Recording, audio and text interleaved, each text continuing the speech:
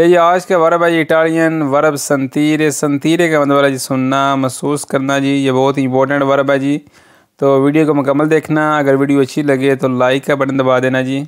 आज के new lesson में आज हम देखेंगे वर्ब संतीरे। io sento मैं सुनता हूँ, tu senti तुम सुनते हो, lui sente वो सुनता है, lei sente वो सुनती है, noi sentiamo हम सुनते हैं जी, voi sentite आप सुनते हैं, loro sentono वो सुनते हैं, मसलन महसूस करते हैं। ये जो लोरो है ना ज़्यादा बंदों के साथ इसका इस्तेमाल होता है। मसलन वो सब सुनते हैं, लोरो सेंटोनो कि वो सुनते हैं, महसूस करते हैं।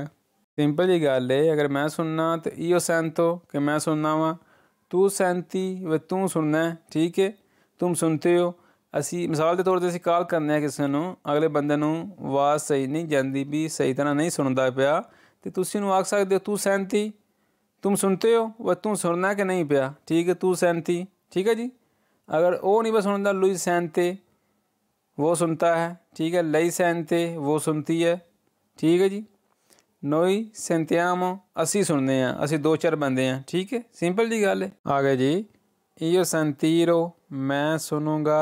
पीछे हमने देखा कि अगर मैं सुनता हूँ तो io sento, अगर मैं सुनता हूँ तो io sento लगेगा, अगर मैं सुनूंगा तो io sentirò, ठीक है जी। नंबर 2 तू sentirai तुम सुनोगे।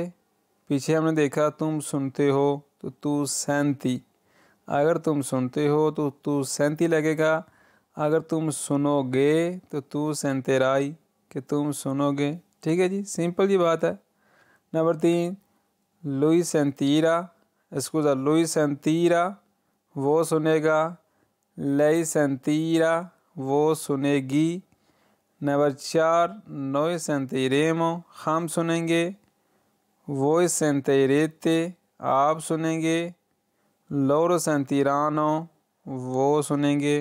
अब ज़रा हम इसको माजी में देखते हैं। io sentito मैंने सुना था, tu hai sentito तुमने सुना था, lui ha sentito उसने सुना था। जे कुड़ी है तो lei ha sentito वही उन्हें सुनिया सी, सही कुड़ी ने। noi abbiamo sentito हमने सुनी थी।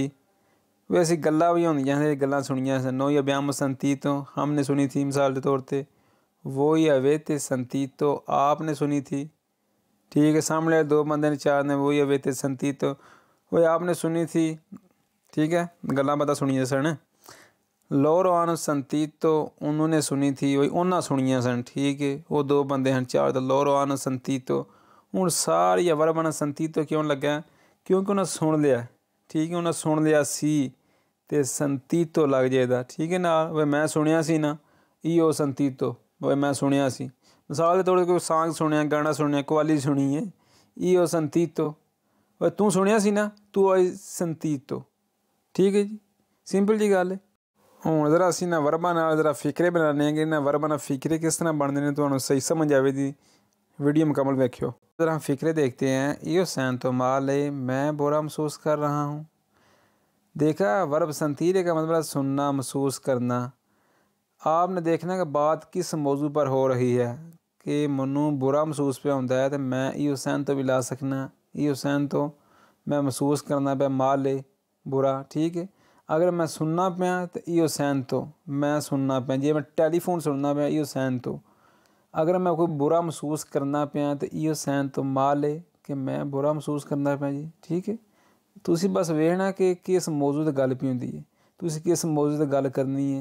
जे तुसी फ़ोन सुनते हो तो io sento, जे तुसी कोई बुरा महसूस करते हो तो io sento male कि मैं बुरा महसूस करना पाया, ठीक है। नंबर 2 तू senti la radio तुम रेडियो सुनते हो।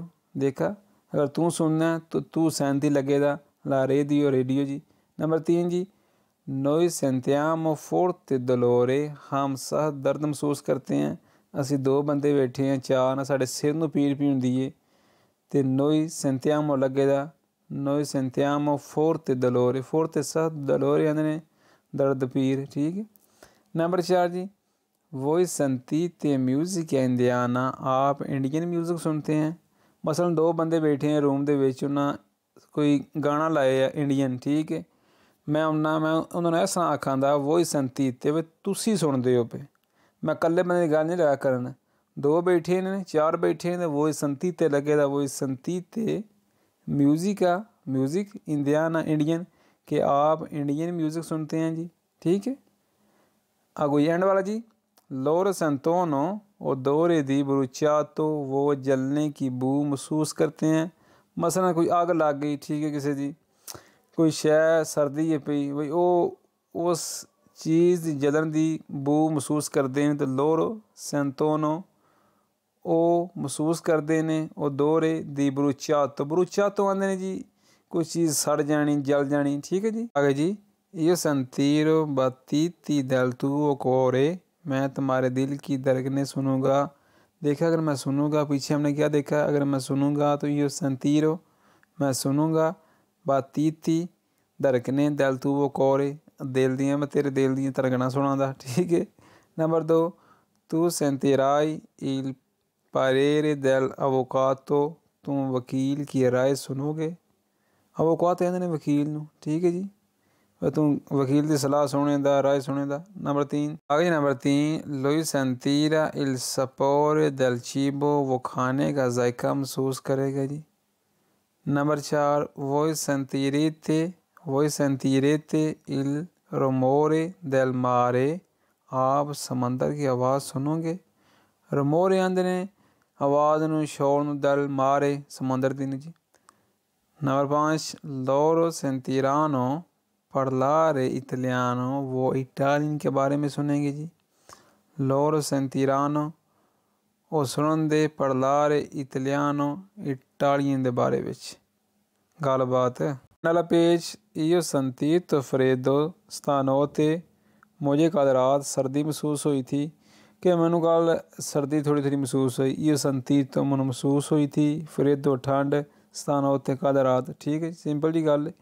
lui ha sentito voci lontano, number 2 फिक्र है, lui ha sentito voci lontano, उसने दूर की आवाज़ें सुनी थी।